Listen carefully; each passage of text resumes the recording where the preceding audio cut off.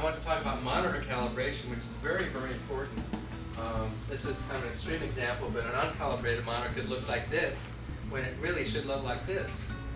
And this explains why you often don't get what you're expecting to get, when you're looking at your photography or artwork on your monitor. But I had an experience once with my artwork. This is all my artwork, by the way, with an interior designer out west, and she had me do some custom pieces for her, and I sent out a paper. I emailed her a proof, and she goes, "Oh, the colors. This just isn't right. This isn't what I was expecting." So I redesigned the whole thing, hours and hours, and I emailed her another one. She goes, "Oh, this still isn't right. I don't know what's wrong." And I do it a third time, email it to her, and she says, "I don't know why we're so off track, but the colors aren't right." And I do it a fourth time, and I go, "Oh man, I should send her a paper proof." So after that experience, I learned that I really should make paper proofs on the same printer that I print the canvases and send it out there. And so I sent all 4 of them to her, and she said, "Any one of these would have been perfect." Her monitor was way off. It wasn't showing the color correctly.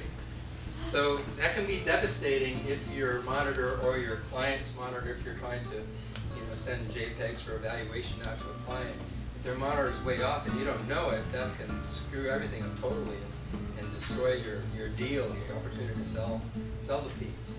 So if you're serious about it, you should look into calibrating your monitor. And some of the monitors have a simple process, and you can buy some instruments to help you get it even more accurately. Yes? Well, if you go through system preferences and go to monitors and color, they have a little procedure you can go through. And you slide these little bars, and you make these patterns disappear and whatnot. You can go through that. Yeah, and you can get it closer than it would be ordinarily, but it doesn't compare to having a proper system for doing it. And there are a number of them out there, and this is what they look like, is they have a little device here which you hang over the front of your monitor and put it in the target area, and then the program that comes with it displays a bunch of color target squares. It might go for like 32 color squares or even more. And by measuring that and knowing what it's supposed to look like, it can determine how far off your monitor is and build these calibration curves to adjust for those. So that is a great way to go about it. It's a godsend. 10 years ago, these used to cost like $4,000, and now they're down to like a couple $100. A lot of us here are FCCP members. Uh-huh. The $50 annual membership gets you monitor calibration. Really? Yes. You mean as a service or a product? As a service, Okay. yes. As a service. What is that? Tell them about FCC. Well, you go ahead.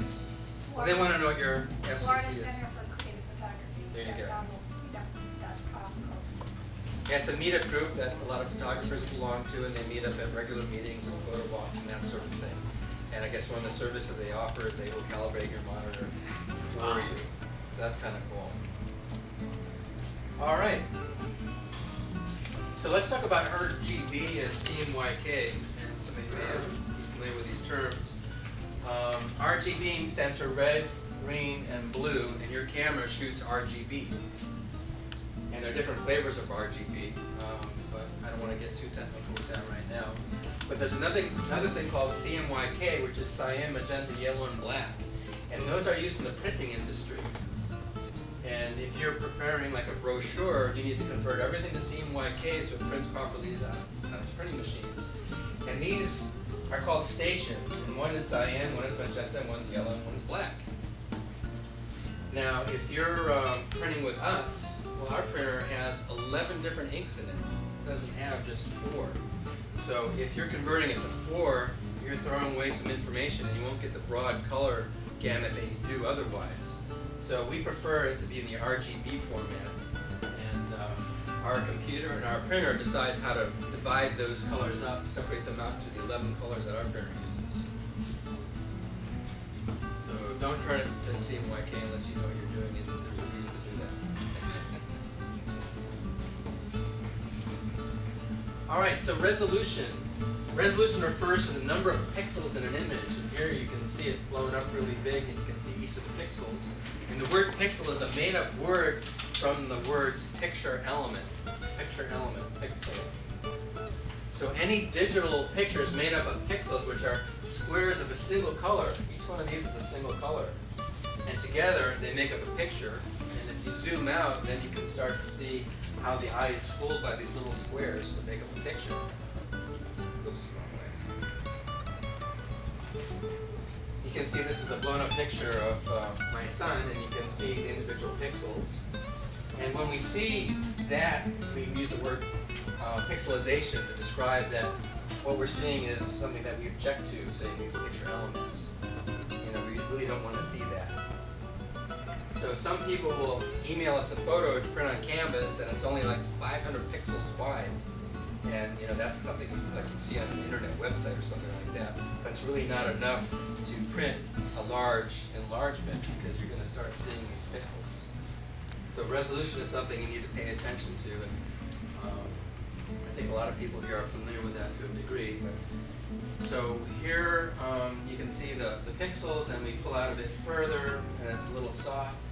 And here we're starting to look like photographic quality. We step out further, and it's an amazing photograph with high resolution, where you're really satisfied in knowing that's a high resolution image to look at.